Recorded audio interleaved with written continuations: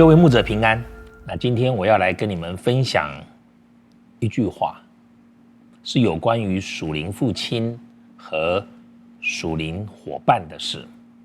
这是我过去10年来一直思想，而且在我的生命当中产生影响的一句很简单的话，那就是属灵的父亲带来成全，属灵的朋友互相承担。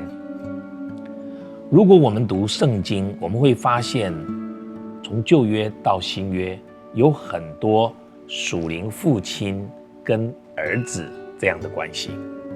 我想摩西之于约书亚，保罗之于提摩太，应该是旧约跟新约里面非常非常明显的事。也就是在我们生命成长的过程当中，有人作为我们属灵的父亲。我相信约书亚可以有后来征服迦南这样子的一个实力或者生命，摩西应该是功劳最大的。提摩太大家都知道，他是一个性格上比较怯懦的人，但是他能够在以弗所教会把以弗所教会带起来，应该可以归功于保罗的带领。我相信在教会历史当中，这样子的例子比比皆是。而提到属灵的朋友互相承担这件事情，圣经里面其实也很多，教会历史就更多了。而我们从圣经里面看到了一个比较好的例子呢，而且因为他故事写得蛮长的，我们能够明白的就是大卫跟约拿单。很多的时候，约拿单甚至愿意为了大卫而放弃和他父亲的关系。因此在这几年的服事当中，我就发现这个属灵父亲跟属灵朋友是很重要的一件事情。那属灵父亲带来什么呢？属灵父亲带来成全。什么叫成全？成全是一个比较丰满而含义很深的一个词。如果用白话就是让他，给他机会。我自己因为现在成为许多主任牧师、堂会牧者的 mentor 导师，我自己要求我自己是一个属灵的父亲，我就更能够理解这个属灵父亲的心情。你知道，当我们在带领别人的时候他当然理论上在生命上面就没有我们这么厚实，否则你不能带他，他也不肯跟你。在我所带的同工当中，有的甚至比我年长，有的也服事跟我时间不相上下。可是因为每一个人托付不同，上帝给每个人的带领不同，我也成为他们属灵的父亲。他们有的人开玩笑都直接叫我爸爸，我说别人听我都觉得有问题，你年纪看起来比我还老，怎么会这样呢？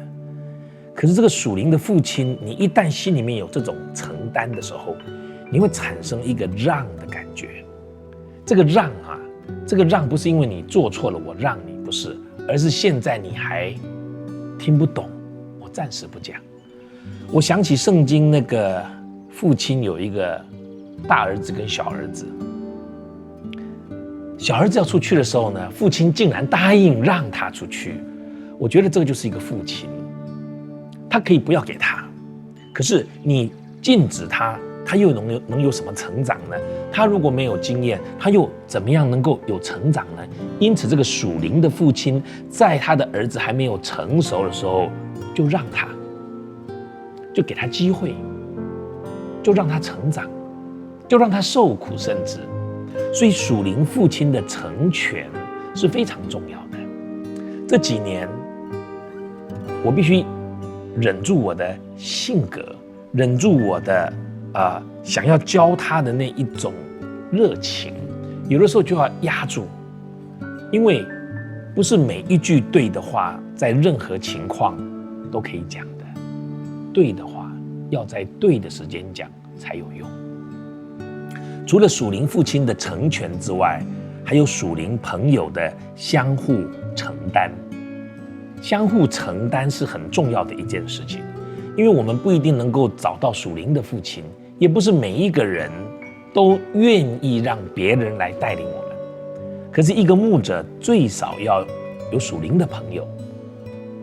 我现在在带领很多的牧者，我觉得最让我惊讶的、担心的，或者之所以让我支持我一直往这边走的，就是大部分的主任牧师或者是堂会牧者是没有朋友的，没有属灵的朋友。什么叫做朋友呢？就是有来有往，我的有的我可以分给你，如果你有你愿意的话，你也可以分给我。属灵的朋友互相承担，指的不只是物质，更多的时候是精神的层次，是彼此接纳的那样的状态，甚至是心灵的互相的安慰。工作恩赐这些都还其次，是我们能不能够接纳对方，成为我们属灵生命的伙伴，属灵生命的朋友。而当我有错的时候，你愿意帮我吗？你愿意指出来吗？当我有需要的时候，你愿意给我吗？我盼望今天分享的这一个对你会有帮助。